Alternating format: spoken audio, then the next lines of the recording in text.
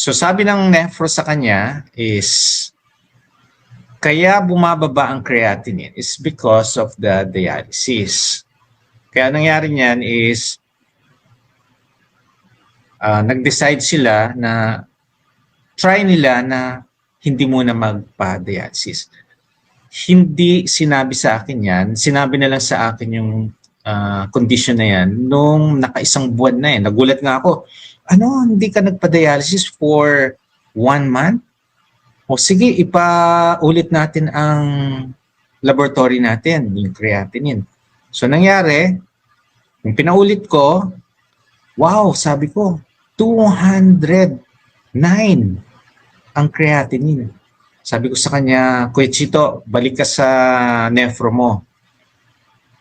Ipakita mo tong laboratory na to.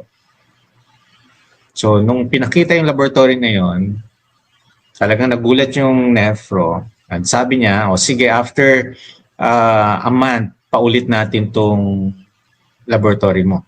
So, nung pinaulit, from 209, 225, I think. So, tumaas pero below 300 pa. So, nag-decide ang nephro na, sige, free from dialysis. Kaya nakakatuwa, no? Pwede pala. Kung ginawa nyo ito, changing lifestyle, eating real foods, improving your sugar, improving your blood pressure, walang puyat, bawal ang puyat sa atin, no? Nag-i-improve. And true enough, ngayon, ano na nangyari? 1 year na. Last na laboratory niya is 169 ang creatinine. Imagine mo yun. So, from down na down siya, 1,800, imagine mo, 1,800 creatinine. Diabetic, so sigurado yan, ang nag-cause ng damage sa kidney is his diabetes. And siyempre, hypertension na yan. So yun yung nagda-damage sa ating kidney. Kaya nung na-dialysis, akala niya, no? Forever. Ngayon, free. Walang imposible. So, down na down nung una, ngayon, talagang tuwang-tuwa siya. Yung confidence niya sa sarili, eto na. Ang galing. At eto, nung nagpa-consult sa akin to, chubby si Kuya Chito nun. Ngayon, aba, ganda ng BMI, nagwo-workout, nagli-lifting, resistance exercise, cardio, nakakapagtrabaho na. Kaya sa lahat po, no, ng mga same condition, what if kung ginawa niyo to? Wala namang mawawala kung gagawin niyo.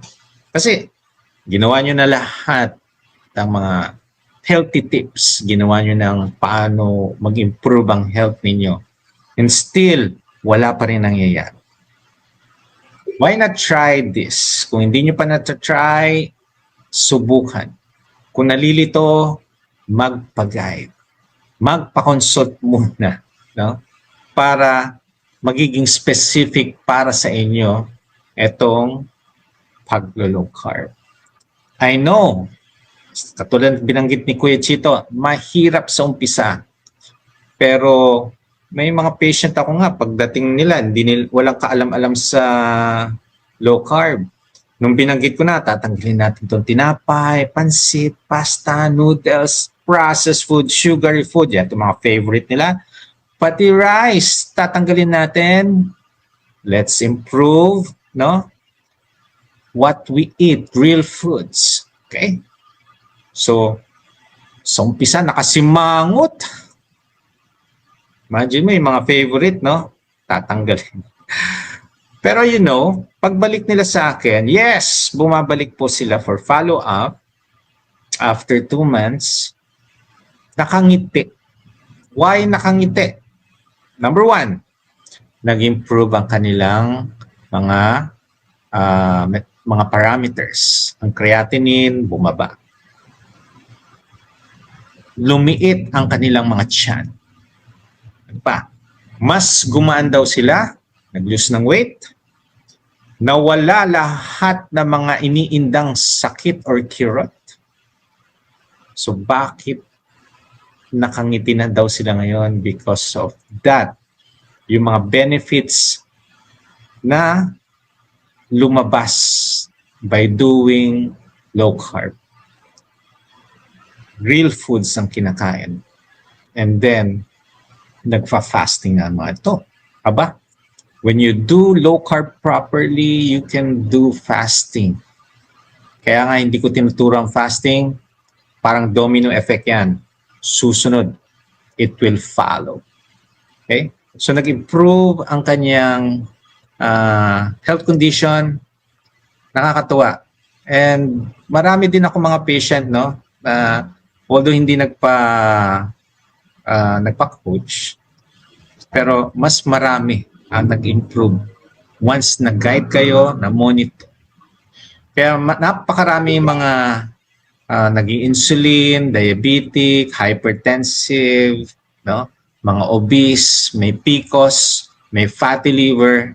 Nagtataka sila, pati kanilang mga doktor, mga trusted doctor nila, nagtataka. Ngayon, nag-i-improve ang kanilang mga laboratories, nag-improve ang kanilang health. Bumababa ang timbang, mga obese, naging normal weight. No? O dun sa mga nag-underweight, na mga naglo-low carb, consult, patatabain ko kayo. Okay? Kaya nakakatuwa.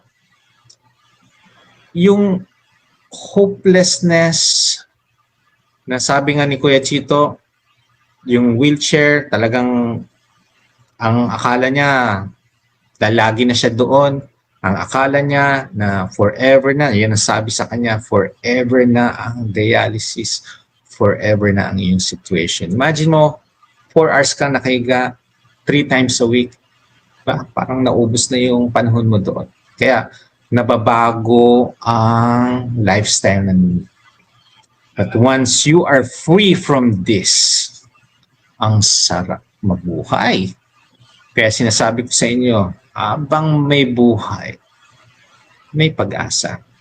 And true enough, dumadami po ngayon mga patient ko. Yung napapanood nila ang aking mga videos, try nila, yes, nag-i-improve. Dinediretso-diretso na din.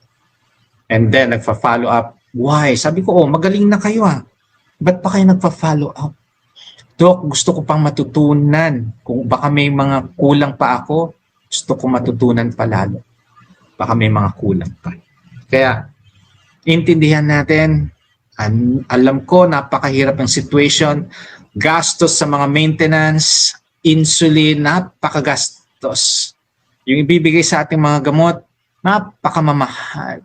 Kaya may isang patient ako, Doc, 45,000 a month ang ginagastos ko. Doc, 18,000 a month.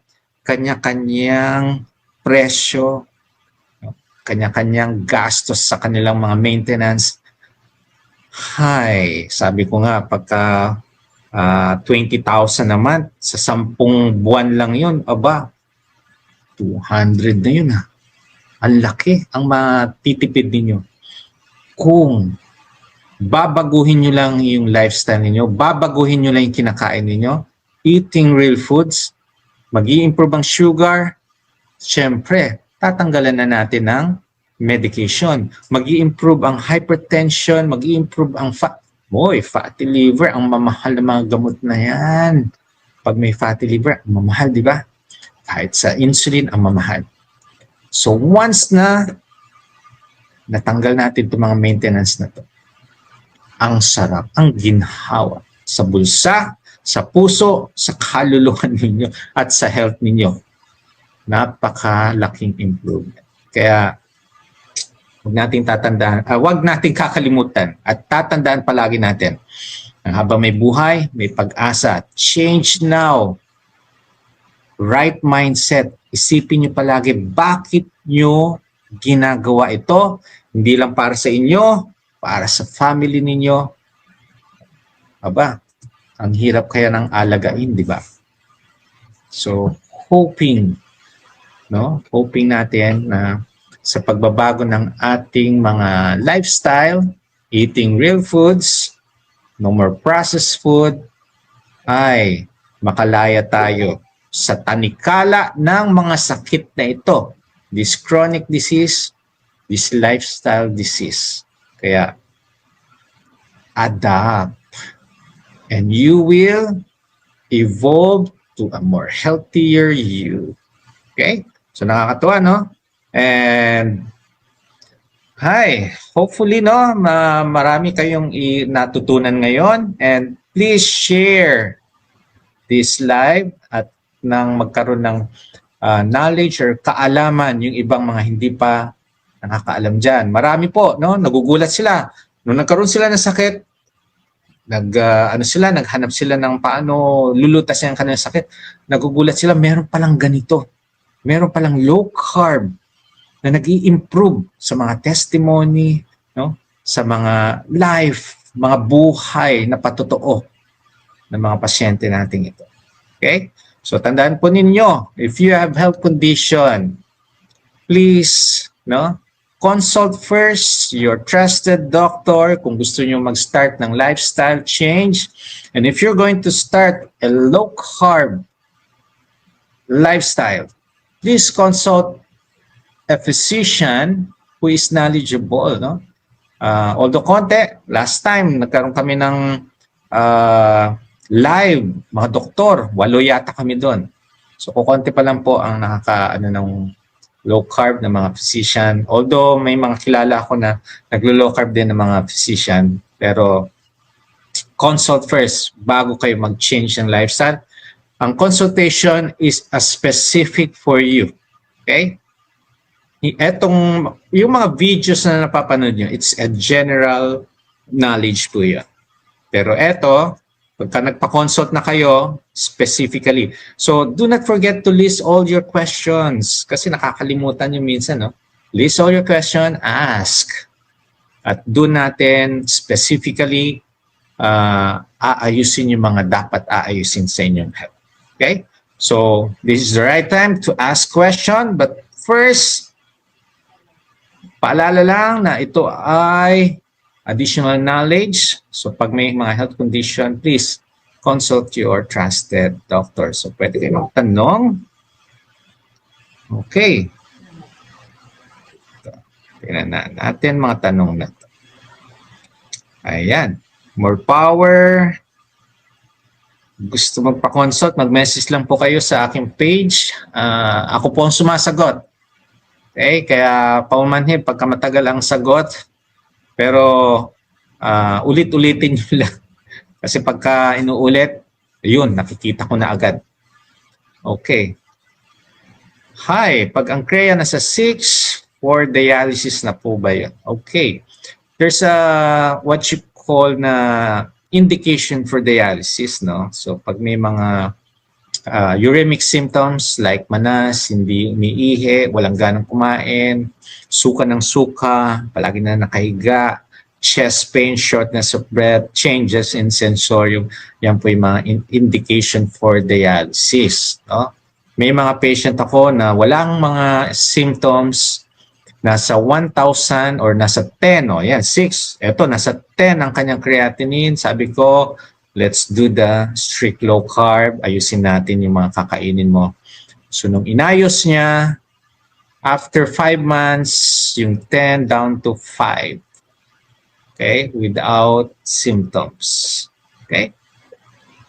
Okay. Ayun na. Hopefully, maraming nakikinig na nagda-dialysis.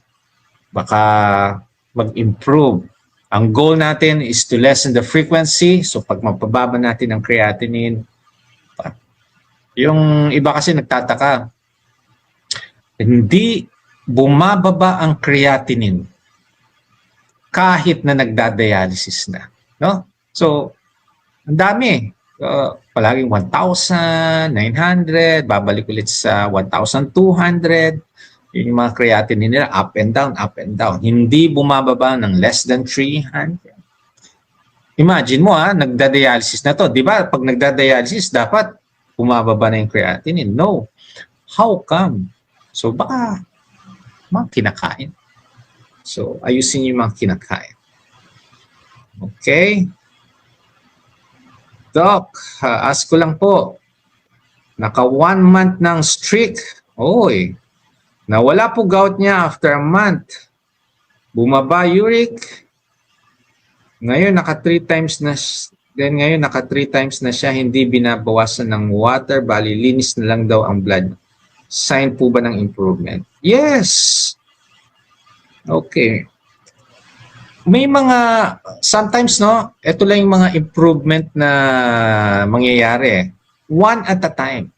Yung iba, gulpe de gulat eh. Halos lahat nag-improve. Yung iba naman, ito lang muna nag-improve. Okay?